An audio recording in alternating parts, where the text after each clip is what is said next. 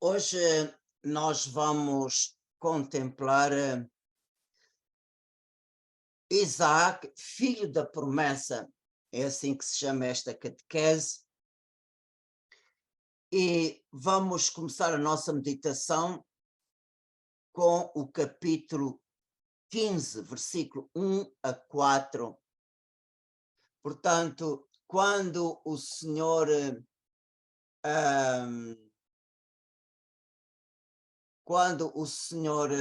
Deus fez a aliança com Abraão, o Senhor disse-lhe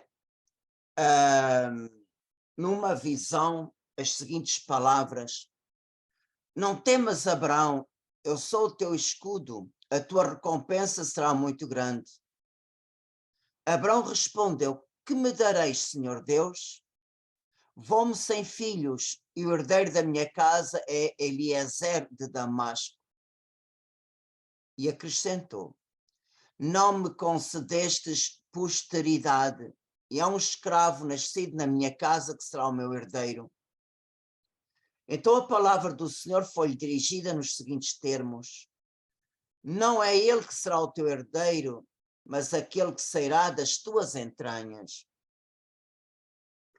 Portanto, cada vez que Abraão manifesta a riqueza do seu coração, o Senhor sempre manifesta a Abraão a sua generosidade. Por exemplo, nos capítulos Gênesis 12 e 15, o Senhor promete-lhe uma terra, uma pátria para a sua descendência. E no capítulo 12, capítulo 16 e 22, o Senhor promete a Abraão uma numerosa descendência. Uma vez o Senhor diz-lhe que a sua descendência será como a poeira da terra, outra vez como os grãos de areia à beira-mar, outra vez diz-lhe a tua descendência será como, tão numerosa como as estrelas do céu.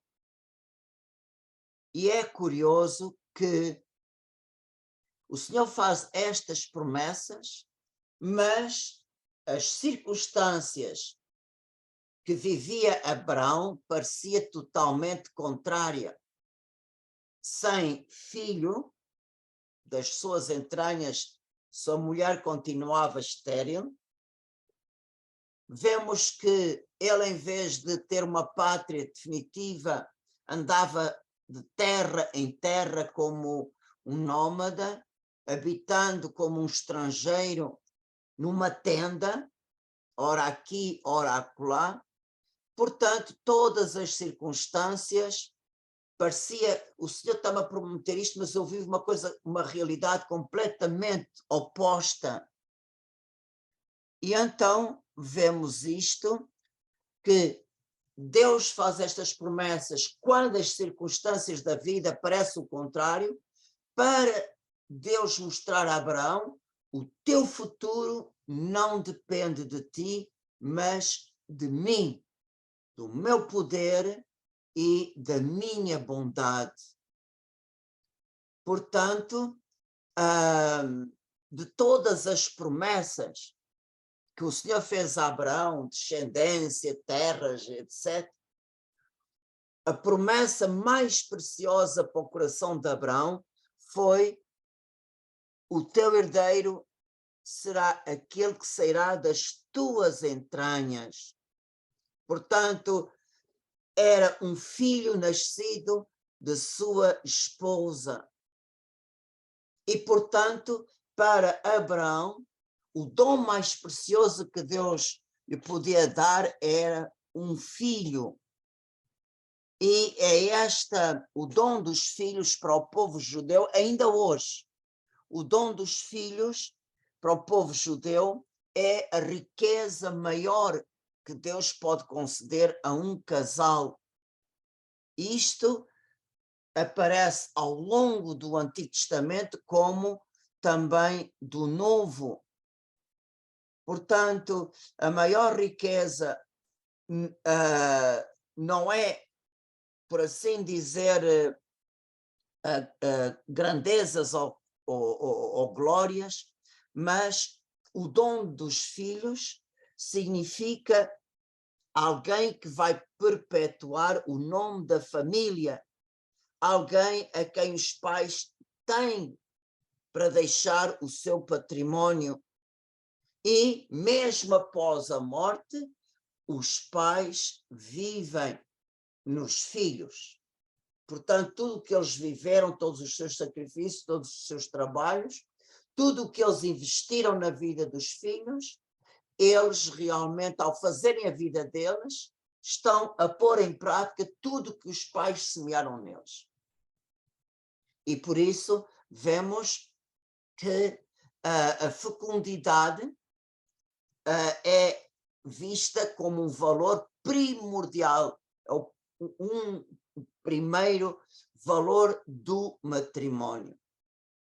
E vemos que Jesus no Evangelho, ele coloca o matrimónio num tal nível que purifica todos os desvios que houveram devido ao pecado, todos os desvios do ideal do matrimónio que era no princípio, quando Deus criou homem e mulher. O Senhor realmente purifica de todos estes desvios, colocando o matrimónio como um sinal da presença do reino de Deus no meio de nós. E por isso, pela nova aliança que Deus faz através do seu Filho na cruz, com toda a humanidade, vemos que a relação entre Deus, através do Filho, com a humanidade, que é convidada a formar parte do povo de Deus. Na antiga aliança, o povo de Deus era só os judeus. Na nova aliança, o Senhor faz com toda a humanidade. Todos são convidados a fazer parte do corpo místico de Cristo, que é a Igreja. E a relação que Cristo tem com a sua Igreja é a relação que o esposo tem com a esposa. Portanto, o casal é uma imagem, é um espelho, é um sinal para o mundo de como Deus ama a humanidade. Deus ama a humanidade com amor definitivo, não é com amor de experimento, vamos ver se dá certo, não. Deus amou-nos de tal maneira que entregou a nós o seu próprio Filho. Portanto, é um amor definitivo, é um amor fiel, é um amor fiel, de tal maneira que, por obediência ao Pai, o Filho abraça a paixão, a morte, e dá todo o seu sangue, só para mostrar como o amor de Deus pela humanidade é verdadeiro. Portanto, Jesus prova o amor verdadeiro e fiel do Pai por nós, dando a sua vida, dando o seu sangue pela Igreja, que somos nós, que somos o corpo místico de Cristo. E é por isso que São Paulo diz: o marido deve amar a sua esposa como Cristo amou a sua Igreja. Como é que Cristo amou a sua Igreja? Dando a sua vida por ela. Também o marido, como também a esposa, amam a ponto de darem a sua vida um pelo outro. Portanto, nós vemos dentro do mundo atual, que é marcado pelo egoísmo, pelos bens materiais, e vocês sabem que muitas vezes só os bens materiais é que contam. Por isso, vemos que enquanto o mundo, e muitas vezes muitas famílias que vivem sem Deus, é este critério que eles vivem. E o matrimónio cristão continua a proclamar os valores de sempre. O matrimónio está orientado, em primeiro lugar, para o bem dos esposos, por isso eles casam, e muitas vezes a gente vê que os casais esperam 1 ano, 2 anos, quando a vida dos dois, portanto, eles se adaptaram um ao outro, quando a relação deles está estável, então vem a primeira criança.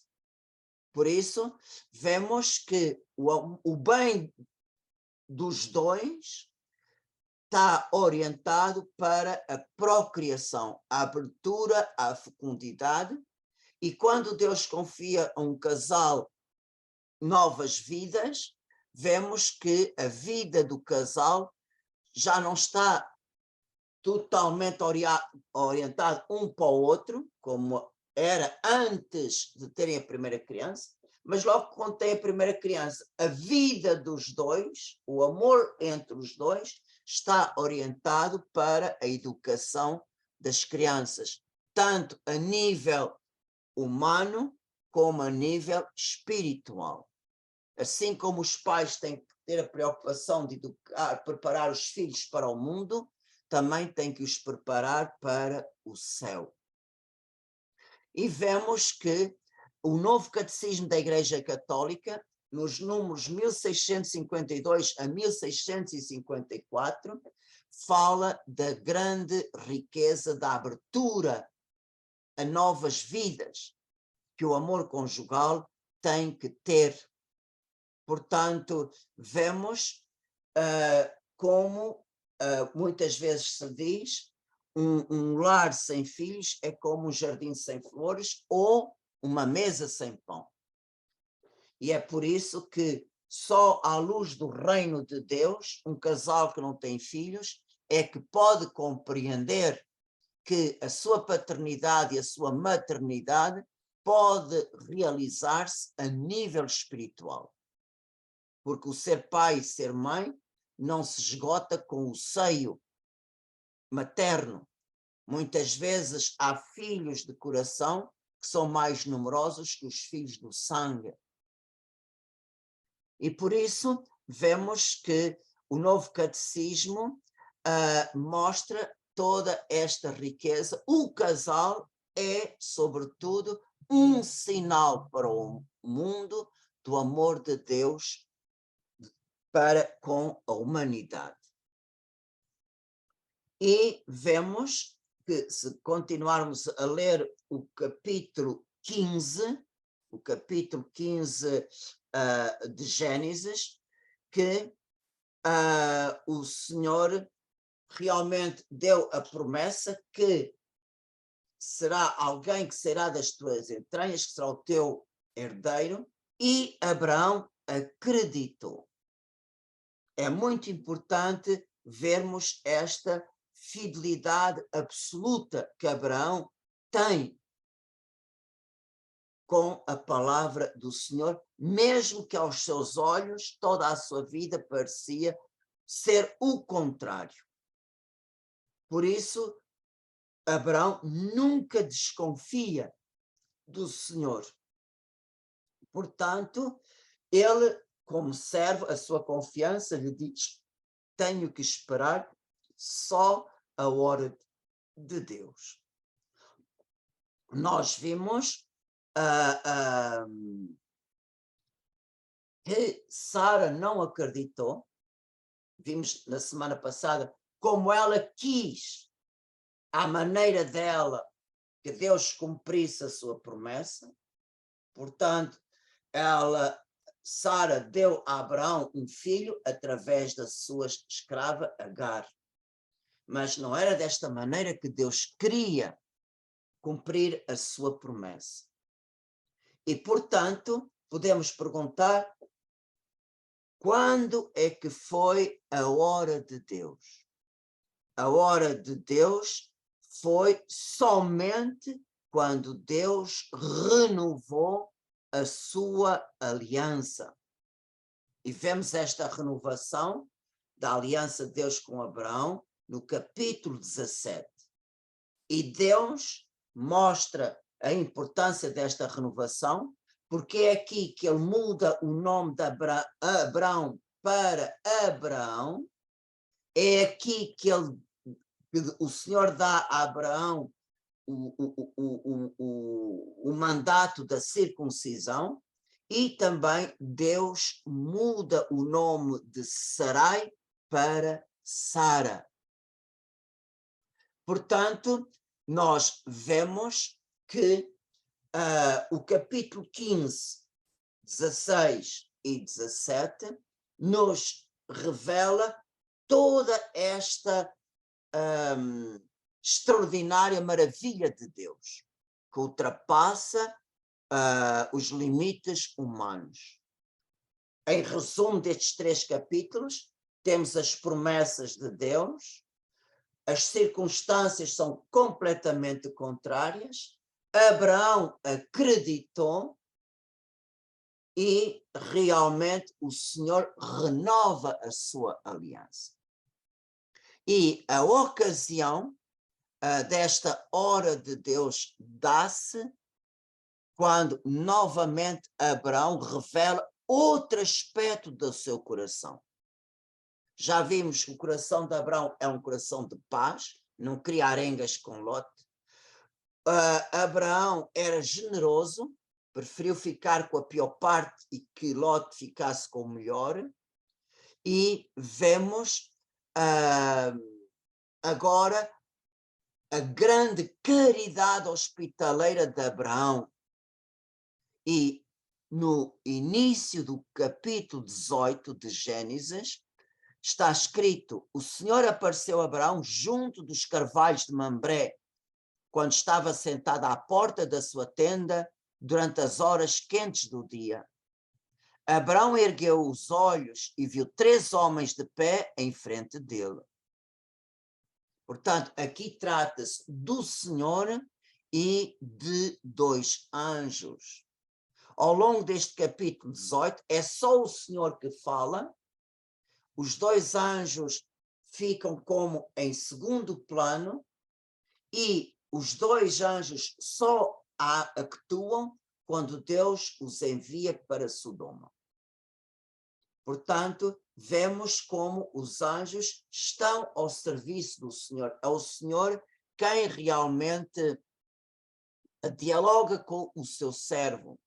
E neste diálogo, ao longo do capítulo 18, vemos que há uma grande familiaridade, uma grande intimidade entre o Senhor e Abraão. E vocês vejam este coração aberto, a hospitalidade deste homem. Imediatamente Abraão correu da entrada da sua tenda e foi ao seu encontro e prostrou-se por terra e disse-lhes: Senhor, se achei graça aos teus olhos, não passe adiante, peço-te, sem parar em casa do teu servo. Trarei um pouco de água para vos lavar os pés. Descansai debaixo desta árvore, vou buscar um bocado de pão, e quando as vossas forças estiverem restauradas, prosseguireis o vosso caminho, pois não deve ser em vão que passastes junto do vosso servo. Eles responderam: faze como disseste. Abraão foi sem perda de tempo à tenda onde se encontrava Sara e disse: depressa, amassa já 3 medidas de flor da farinha e coze uns pães no borralho. Correu ao rebanho e escolheu um vitelo dos mais tenros e gordos e entregou ao servo, que imediatamente o preparou. Tomou manteiga, leite e o vitelo já pronto e colocou-os diante deles e ficou de pé junto dos estranhos, debaixo da árvore, enquanto comiam. Portanto, vocês vejam que esta narrativa, que é tão rápida, com certeza não se passou com a rapidez que fala aqui. Aqui diz, por exemplo, que Abraão entregou o vitelo ao servo e já a seguir ele trouxe manteiga, leite e o vitelo já pronto. Por exemplo, as senhoras que fazem pão sabem perfeitamente que amassar farinha e cozer um pão não se faz em 1 minuto. Também, se a gente tem um vitelo, quando o mata, por exemplo, depois que um vitelo é morto, é sangrado e a carne tem que esfriar. Antes de ser cortada, tem que esfriar. E, entretanto, tira-se a pele e a carne fica a esfriar. Por isso, com certeza, para preparar um vitelo assim, não era 1 hora nem 2, certamente foi de um dia para o outro. E depois, realmente, cortar o vitelo, prepará-lo, pôr os condimentos, e vemos que isso demora a cozinhar um vitelo. E por isso vocês vejam este tempo que o Senhor passou com Abraão. Com certeza que houve muito diálogo entre os dois, que não está escrito na Sagrada Escritura. Até a refeição estar toda preparada, demorou. Com certeza que, em primeiro lugar, devem ter aparecido os pães. E com certeza que Sara tinha um bocado de manteiga, queijo, de ovelha. Portanto, vemos que Sara foi fazendo na medida que podia, até que realmente chegou o vitelo, quando realmente podia ser servido e podia ser comido. E a coisa mais importante é esta, que aquela pessoa que dá o seu tempo ao serviço de Deus. Há pouco vocês falavam das pessoas que enfeitam as igrejas em São Miguel. Quantas horas aquelas senhoras gastam sem ninguém ver? Elas estão muitas vezes sozinhas na igreja, a igreja está fechada. A gente vê os altares, fica maravilhado, mas quantas horas não estão ali? E vemos que aquelas horas que se gasta por amor de Deus dão uma alegria e ao mesmo tempo a pessoa sente na sua alma uma doçura da intimidade do Senhor. Portanto, quem é zeladora dos altares, a mesma coisa é das toalhas ou dos sanguíneos. Quando realmente gastamos parte da nossa vida, do nosso tempo, e damos ao Senhor, realmente o Senhor dá uma graça que não é deste mundo. É uma consolação, é uma alegria que não é deste mundo. E podemos pressentir nisto a alegria de Abraão ter consigo o Senhor. Que ele só, à medida que o tempo passava, à medida que o diálogo com Deus passava, é que Abraão foi se dando conta que era o Senhor, não era só um forasteiro, era o Senhor que estava ali, descansando, entre aspas, descansando junto do seu amigo que acreditou nele. E nós vemos o valor da hospitalidade. Portanto, o hóspede é alguém que passa e que necessita de ser acolhido. Por exemplo, lembremos-nos dos romeiros de São Miguel. Portanto, quando eles chegam a uma freguesia, como realmente desejam ser acolhidos, de haver uma família que os recolha, que lhe dê água para os pés, que lhe, uma comidinha, um agasalho onde eles passem a noite para continuar a caminhada no dia seguinte. Portanto, é alguém que passa e vemos o estrangeiro, o forasteiro que passa, lembra a Israel como ele foi estrangeiro no Egito e como foi escravizado. Portanto, como é importante, e na lei de Moisés, realmente o Senhor mesmo toma a defesa do órfão, da viúva e do estrangeiro, porque são as três pessoas mais vulneráveis, mais sujeitas a abusos. E no livro do Deuteronômio, o Senhor diz: lembra-te que tu também foste estrangeiro e por isso amai o estrangeiro. Por isso, Deus não pede somente justiça para estes vulneráveis, mas pede principalmente amor. Portanto, acolher e dar, ser caridoso com o órfão, a viúva e o estrangeiro, faz parte do amor ao próximo. E é por isso que no livro de Deuteronômio, o Senhor desenvolve a segunda parte do mandamento: amarás ao próximo como a ti mesmo. Portanto, vemos que no Antigo Testamento, Job dá testemunho como ele foi caridoso quando alguém precisava de ficar na sua casa, e vemos que Jesus enaltece os gestos de acolhimento. Por exemplo, aquela pecadora pública em casa de Simão. Simão, no seu coração, censurou Jesus porque aquela mulher estava tocando nos seus pés. Mas Jesus disse: olha, entrei em tua casa e tu não me deste água para lavar os pés. E ela, desde que entrou, ela tem regado os meus pés com as suas lágrimas e enxugou com os seus cabelos. Não me deste um beijo de acolhimento, e ela não para de beijar os meus pés. Não ungistes a minha cabeça com óleo, e ela ungiu os meus pés com perfume.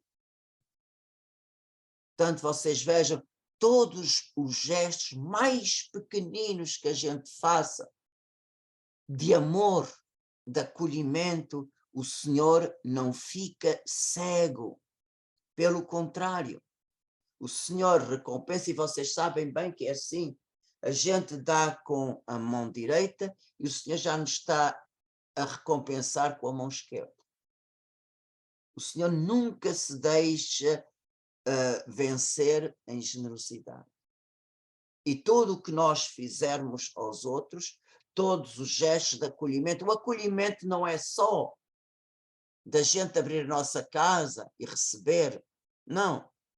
O acolhimento, muitas vezes, é abrir o nosso ouvido para escutar quem precisa.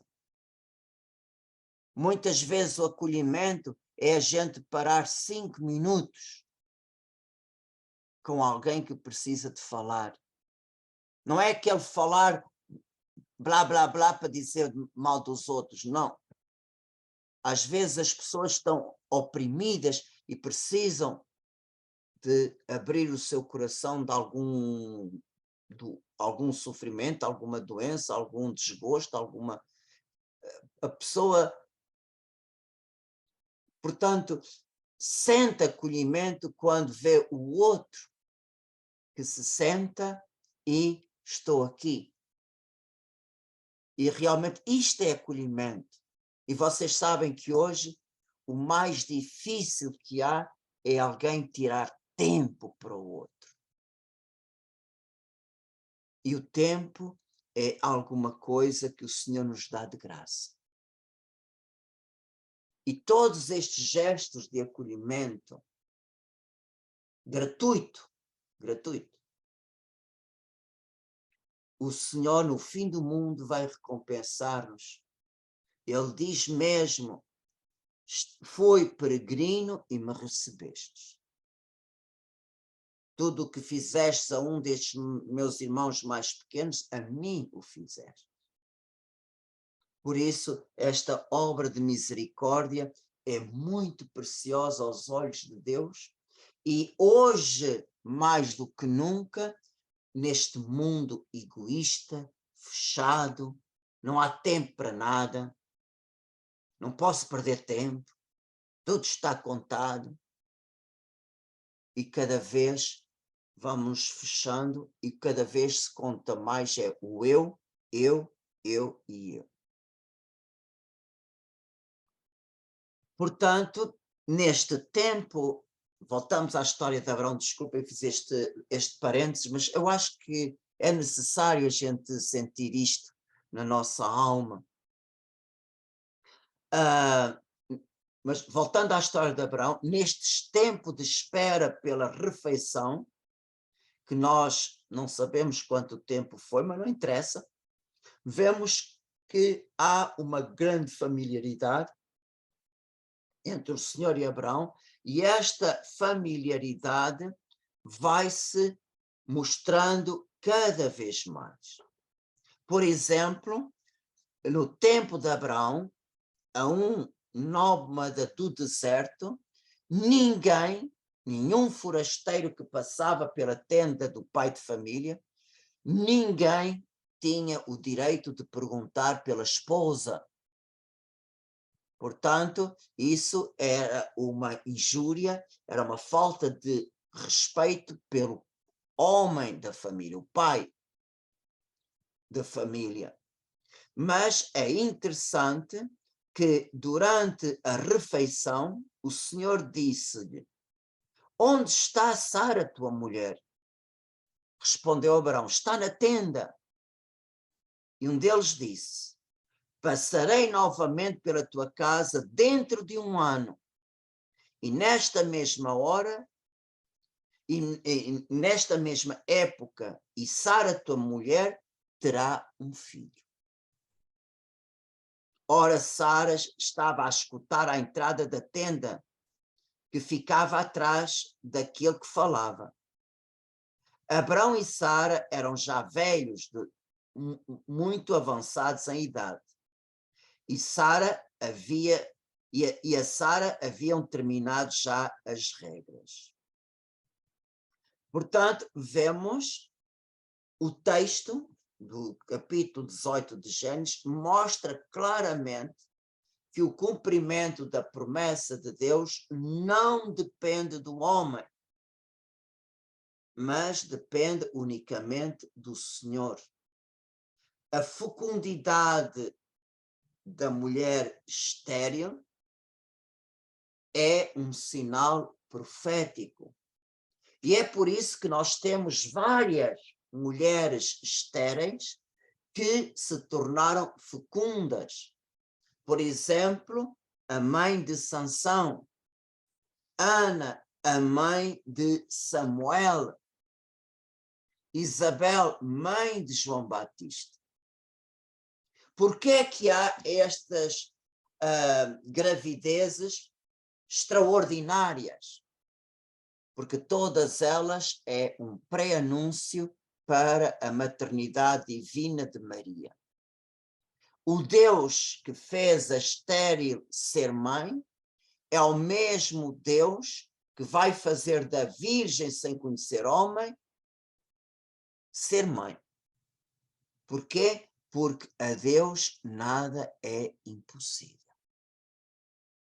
Portanto, vemos, Deus prepara a maternidade divina de seu filho como cumprimento da profecia de Isaías, eis que a virgem conceberá e dará à luz um filho.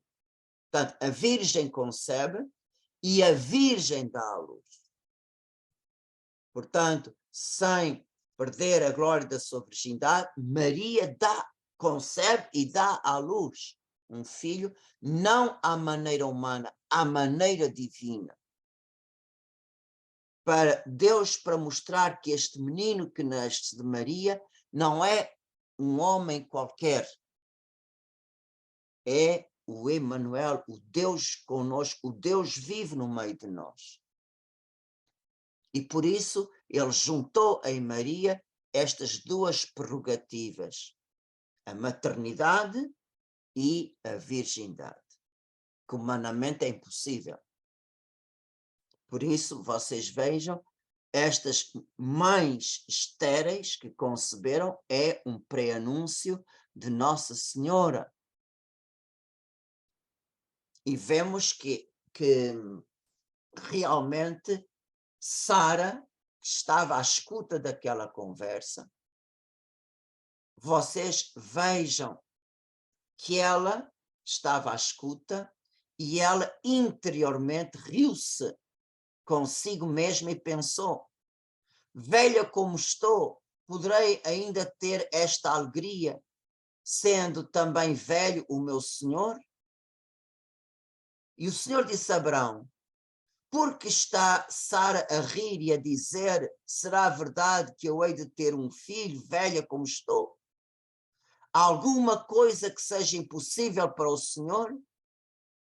Dentro de um ano, nesta mesma época, voltarei à tua tenda e Sara terá já um filho. Cheia de medo, Sara mentiu, dizendo: não me ri. Mas o Senhor disse: sim, tu riste. Portanto, o Senhor mostra o seu poder, até os pensamentos mais íntimos de Sara, o Senhor conhece. E o Senhor desmascara quando ela mesmo tenta encobrir com uma mentira a sua atitude. Vocês vejam como é diferente a atitude de Abraão, que acredita e confia plenamente no Senhor, e a atitude de Sara.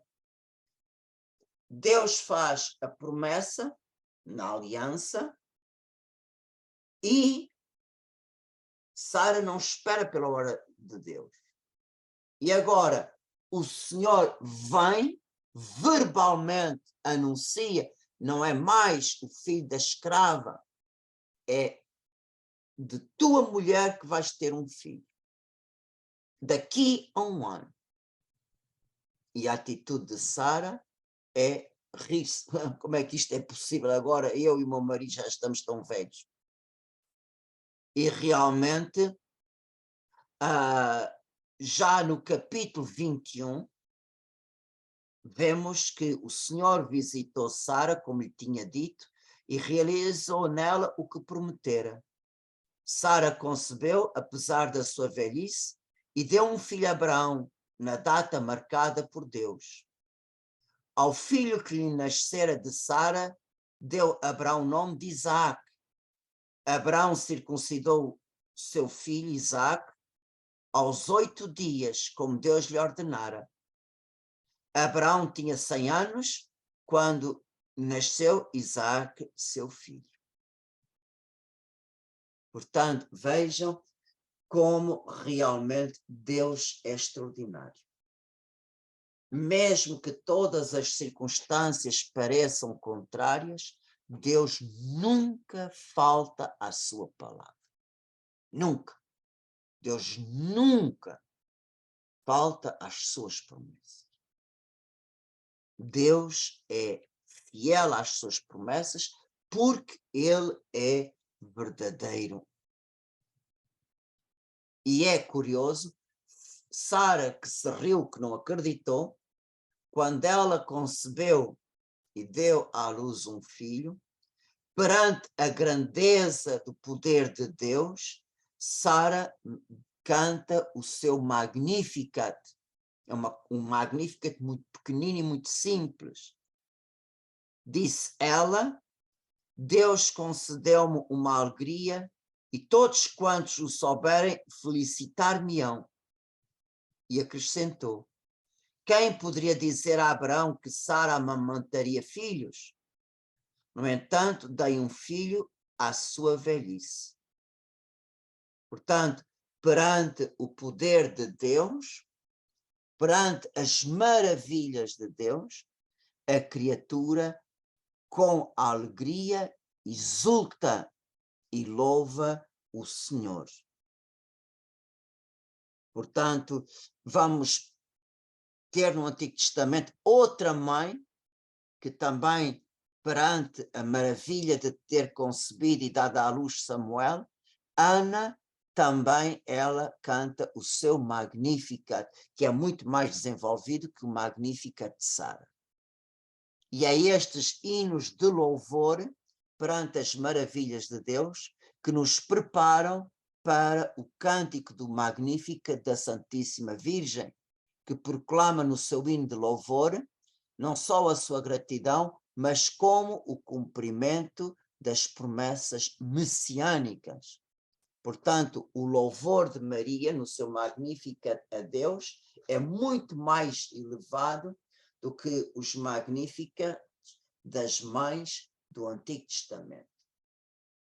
Por isso, a Igreja, ao reconhecer este hino maravilhoso desta oração da Santíssima Virgem, realmente a Igreja, todos os dias, na oração da tarde, nas vésperas, também canta no fim da tarde este hino de louvor para agradecer tudo o que o Senhor fez ao longo do dia.